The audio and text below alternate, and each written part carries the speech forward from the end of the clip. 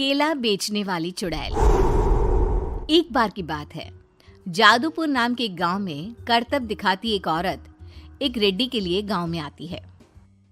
आइए आइए मेहरबान कदरदान, खाइए रोहड़ा के ताजे ताजे केले। कभी खाए नहीं होंगे ऐसे केले, पीले पीले केले खाइए।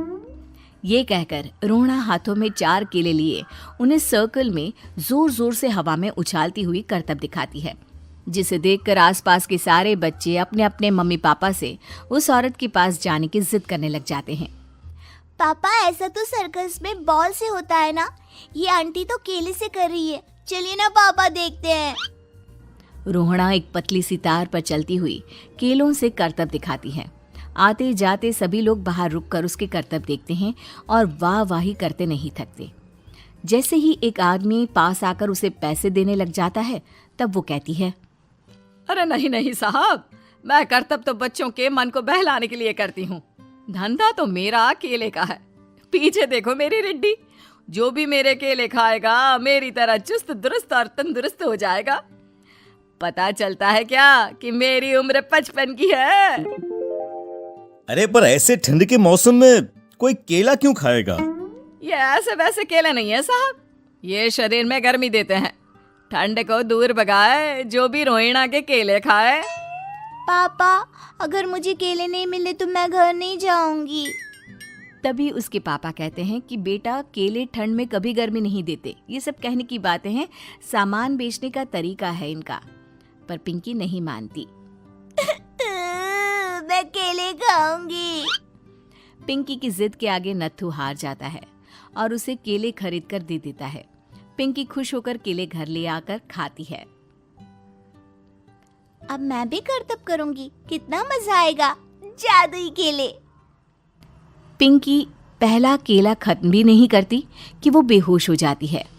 दूसरे केले से एक काला धुआं आता है और रोहड़ा चुड़ैल बनकर बाहर निकल आती है। मेरे भूतिया केले बच्चे न खाए, ऐसा हो ही नहीं सकता। जादूपुर वालों, कब तक बचोगे?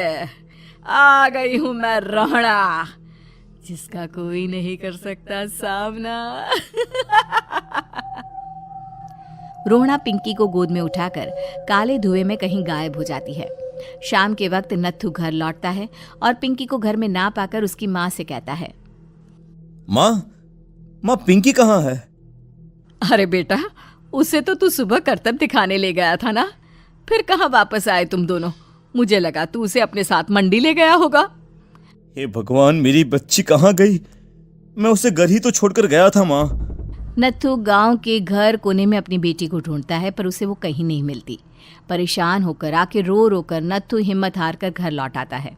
अगली सुबह रोहड़ा फिर से करतब दिखाने आती है और इस बार पिंकी की तरह रोनी केले खरीद लेता है। 50 रुपए दिए थे पापा ने, सारे पैसों की मैंने केले खरीद लिए हैं। अब मैं भी आंटी की तरह ही करतबबाज बन जाऊंगा। यही सोचते हुए रोनी केले खाता है और पहला अकेला केला आधा खत्म भी नहीं करता कि चुड़ैल उसके सामने आ जाती है। मेरे साथ चलने का समय आ गया है रोनी। ये तो बस शुरुआत है। अब इस गांव के सारे बच्चे धीरे धीरे मेरे कब्जे में होंगे, एक बच्चा भी नहीं बचेगा। ये कहकर रोना रोनी को गोद में लेकर काले धुएं में अदृश्य हो जाती है। इसके बाद हर रोज गांव में से कोई ना कोई बच्चा गायब होता, पर ऐसा क्यों हो रहा है किसी को भी समझ में नहीं आ पा रहा था। रोज की तरह अपनी बेटी पिंकी की तलाश में नत्थू गांव के एक तालाब के पास बैठा रो रहा था। कहाँ गई मेरी पिंकी? शकुंतला के जाने के बाद एक वही तो मेरा सहारा थी। अरे उसकी आत्मा कोस रही होगी मुझे कि मैं अपनी बच्ची को संभाल भी नहीं पाया। नत्थू ये कहता हुआ रो ही रहा था कि तभी तालाब में से उसे शकुंतला की आवाज सुनाई देती है। कहाँ थी तुम शकुंतला? हमारी बच्ची और सारे गायब हुए बच्चे रोहड़ा के कब्जे में हैं। वो बच्चों को जो केले देती है उससे बच्चे बेहोश हो जाते हैं और उसके कब्जे में आ जाते हैं और वो उन्हें ले जाकर काली दुनिया में ले जाती है। पर वो ऐसा क्यों कर रही है? ये मैं नहीं जानती, पर उस दुनिया का रास्ता मैं आपको बता सकती हूँ।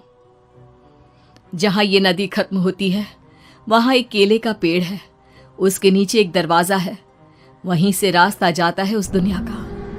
ये कहकर शकुंतला की आत्मा गायब हो जाती है। गांव के सभी लोग झुंड बनाकर उसी रास्ते से काली दुनिया में चले जाते हैं और वहां देखते हैं कि सारे बच्चे वहां काम कर रहे थे।